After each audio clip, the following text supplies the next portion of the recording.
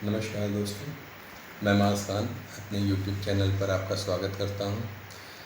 दोस्तों, अगर आप मेरे चैनल पर नए हो तो प्लीज़ मेरे चैनल को सब्सक्राइब कीजिए और साथ ही साथ बेल आइकन को दबा दीजिए ताकि मैं कोई भी नई वीडियो डालूं तो वो आप तक पहुंच सके। दोस्तों, आज मैं फूल कैटेटर कैसे लगाया जाता है इसका पूरा प्रोसेस आपको बताऊँगा कि किस तरीके से कैटेटर लगाया जाता है। दोस्तों, अगर कैटेटर लगाने के लिए आपके पास सबसे पहले तो एक यूरो बैग होना चाहिए। तो मैं दिखा रहा हूँ, ये यूरो बैग होता है। एडेंट को लगाने के लिए आपको चाहिए एक कैटेटर, आपको चाहिए 16 नंबर का, जो कि ये है, इसको आप देख सकते हैं।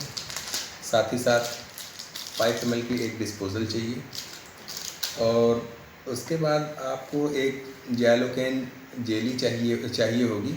वो मेरे पास है, वो भी मैं दिखाता हूँ।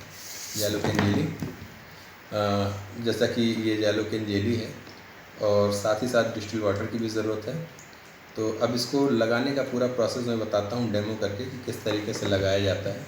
तो आपके पास ग्लव्स भी होने चाहिए, क्योंकि ग्लव्स इसलिए होने चाहिए कि आपको इन्फेक्शन ना लगे और दूसरा मरीज़ को भी इन्फेक्शन ना लगे।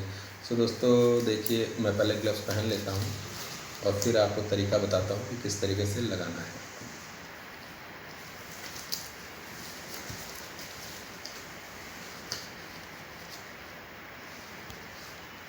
ये लूज़ ग्लव्स है, ये डेमो करके दिखा रहा हूँ आपको।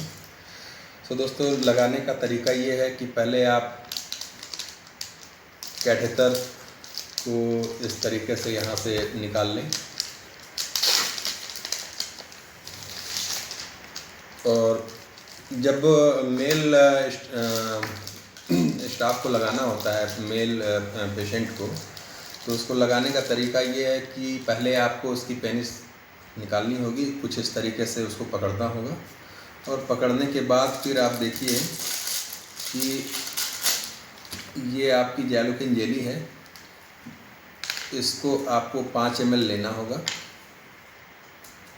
5 ml लेने के लिए इसमें आप, जैसे ये 5 ml की डिस्पोज़ल है, तो आप इसमें 5 ml जैलोकेन ऐसे जेली डाल दें। ये जैसा कि आप देख रहे हैं कि मैंने डाल दिया इसमें जेली।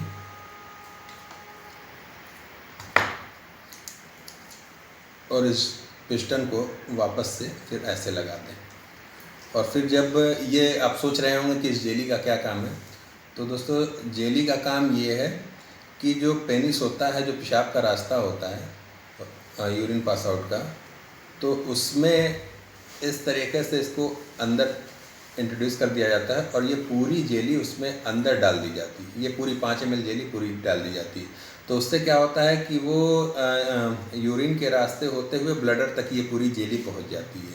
उससे क्या है, उससे फ़ायदा क्या है? उससे फ़ायदा ये होता है कि जब ये आप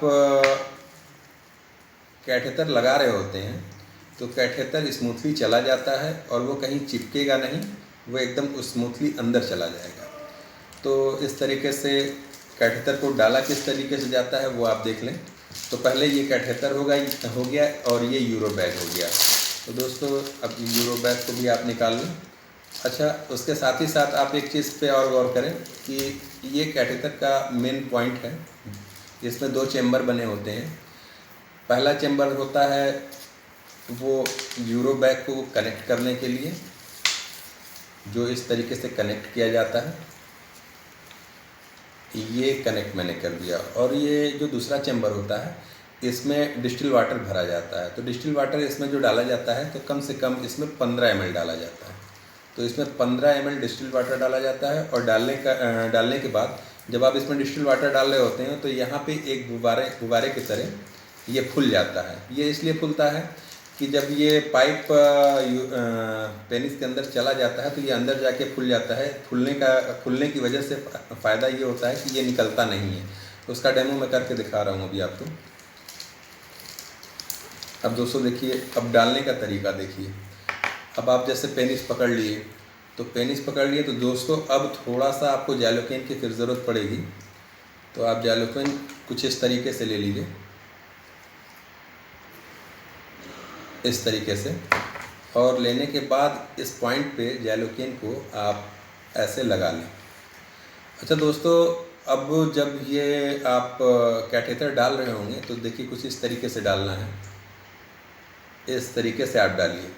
और एक चीज़ का आपको ख़ास करके ध्यान देना है, ध्यान ये देना है कि जब आप कैटेटर इस तरीके से डाल रहे होंगे तो कैटेटर एकदम स्मूथली उसमें जाना चाहिए, एकदम स्मूथली आराम से इस तरीके से चला जाए।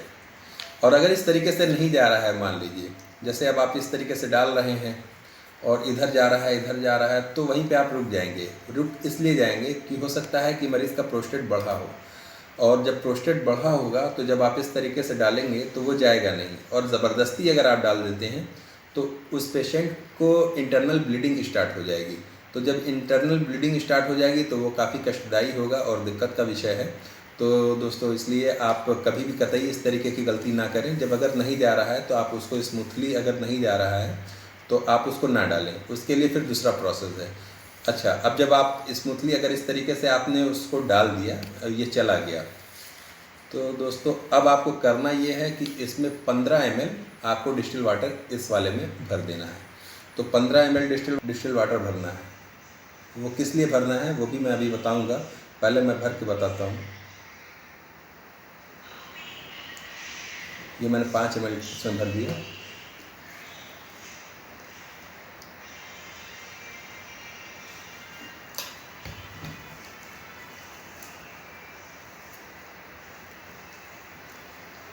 ये 5 ml और मैंने डाल दिया।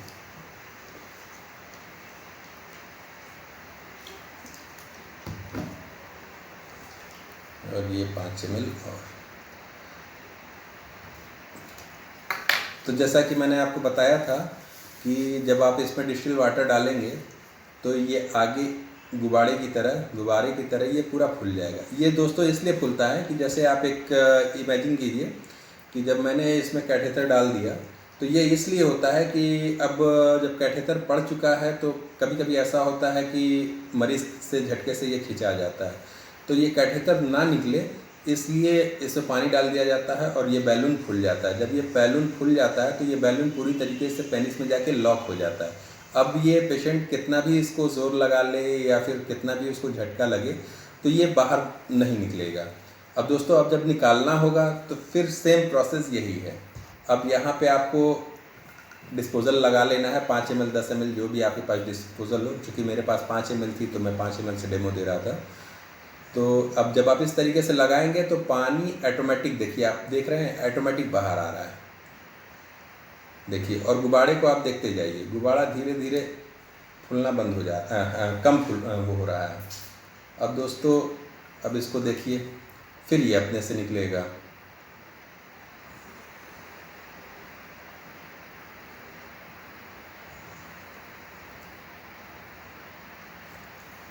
तो आप देख पा रहे होंगे कि ये बैलून की साइज़ भी जो है वो थोड़ी कम हो रही है। अब आप देखें कि फिर अब जो बाकी का बचा है वो मैं निकाल दे रहा हूँ। तो वो मैंने निकाल दिया। अब दोस्तों ये स्मूथली आप इस तरीके से जब पेशेंट की पेनिस से जैसे आप खींचेंगे तो ये स्मूथली इसी तरीके से आराम से निकल जाएगा। सो दोस्तों कैटेटर लगाने का यही एक प्रोसेस है और कैटेटर इसी तरीके से लगाया जाता है। दोस्तों अगर मेरी वीडियो अगर आपको पसंद आई हो तो प्लीज़ मेरी वीडियो को, मेरे चैनल को लाइक कीजिएगा, सब्सक्राइब कीजिएगा और साथ ही साथ बेल आइकन को दबा दीजिएगा ताकि मैं कोई भी नई वीडियो बनाऊं तो वो दोस्तों आप तक पहुंच सके। धन्यवाद।